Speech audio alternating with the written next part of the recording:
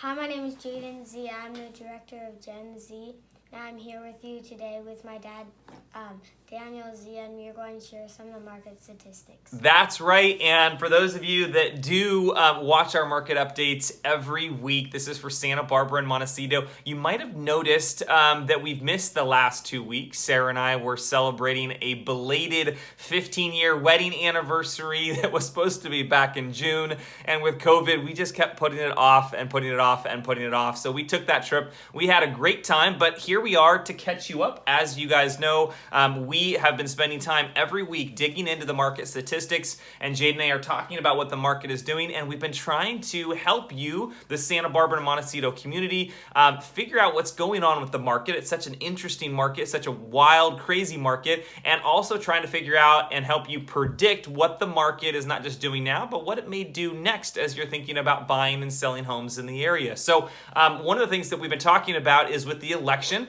how is that going to affect the market? Weeks ago, I don't know what it's been now, 7-8 weeks ago, Jadon and I started a little bit of a friendly debate about whether or not the market was going to slow down with what the elections, with just what was going on with the elections, and people focused on other things with the elections. And interesting enough, the market really hasn't slowed down. It stayed quite strong, and we've been, I know Jadon's been a little surprised by that, but here we are to share that. So Jadon, let's just start out. How many days until the election?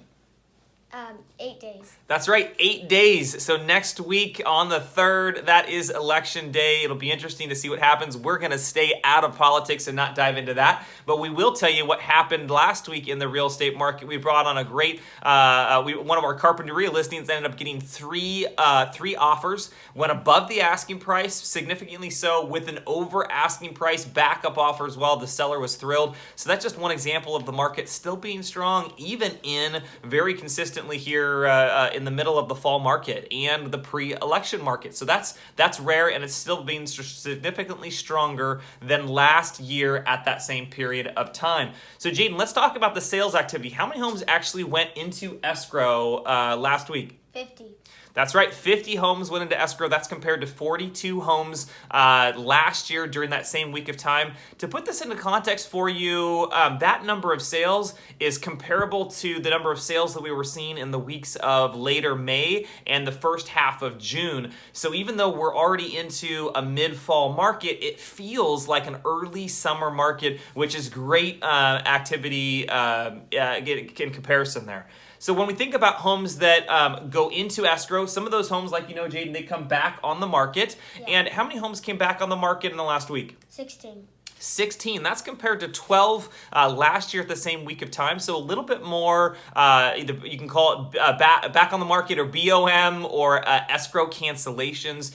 So a little bit higher escrow cancellations than what we saw last year at this time, but that's partly due to just simply more sales activity. So even though the percentage of escrow cancellations might be less than last year as a direct percentage of the sales activity, we're still seeing a larger number of homes fall out of escrow because there's more sales activity to fall out.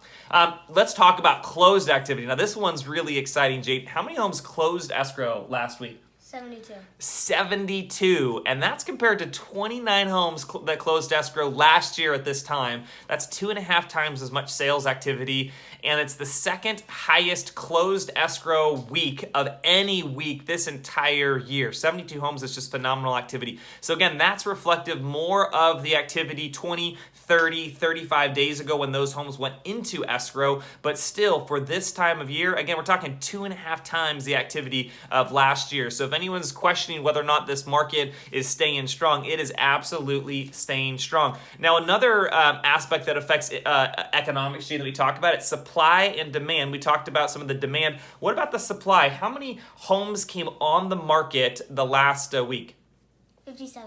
57. That's compared to 43 last year at that time, so significantly more. And keep in mind that also doesn't factor in what we call the coming soon listings. There's 13 homes that came on the market as this coming soon category. And these, if you're out there shopping for homes, or you've got a friend that's shopping for a home in the area and they're just looking online at your realtor.com or your Zillow or your ziagroup.com, these listings will not come up. They're marked as coming soon. They're kind of private and confidential, and they're only able to be seen by local agents to subscribe to the back-end MLS system. So if you want to know what these properties are and get the inside scoop on them, they can sell before ever coming on the market in this coming soon category. Reach out to your preferred Zia Group partner and we'll tell you about these homes coming on the market every week. There's been about a dozen of them every week this year that have come on the market. So it's a lot of, it's a good percentage of inventory that you're just missing if you're only shopping online. And that's a new change here, I don't know, in the last year. So if you were used to shopping in previous years online and being able to see most everything, that's no longer the case. So be aware and reach out to your preferred Zia Group partner to get an inside scoop on that.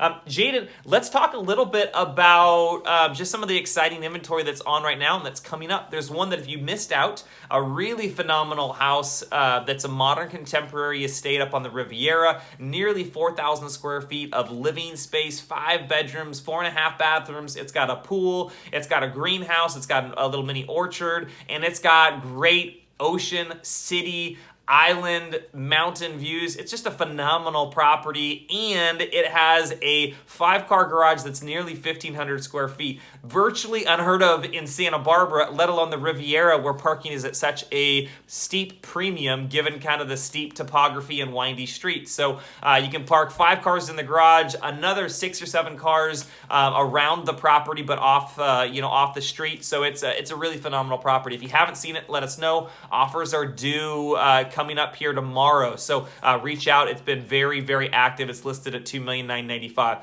Also coming up, these are not on the MLS yet. We've got a few listings to tell you about. We've got one in the San Roque Foothills that I'm really excited about for $1,649,000. That hits the market tomorrow. 4-bedroom, 3-bath house, oversized garage, and it's on over 3/4 of an acre. So you've got plenty of room to add a pool or an accessory dwelling unit. It's phenomenal. So if you want more of that like ranchette type feel with some scenic views and some privacy, but still easy access to amenities, that's a great option for you. And that's only going to be $1,649,000. So keep an eye out for that.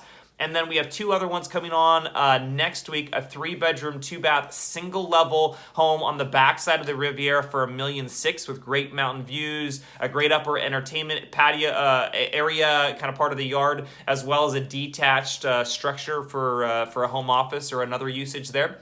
And then we have a downtown condo coming on for a little under $700,000. So if any of those sound interesting, please reach out to your preferred Zia Group partner, and we'll tell you all about it. The last thing that we look at every week is what about price reductions, Jadon? How many homes had price reductions in the last week? 25.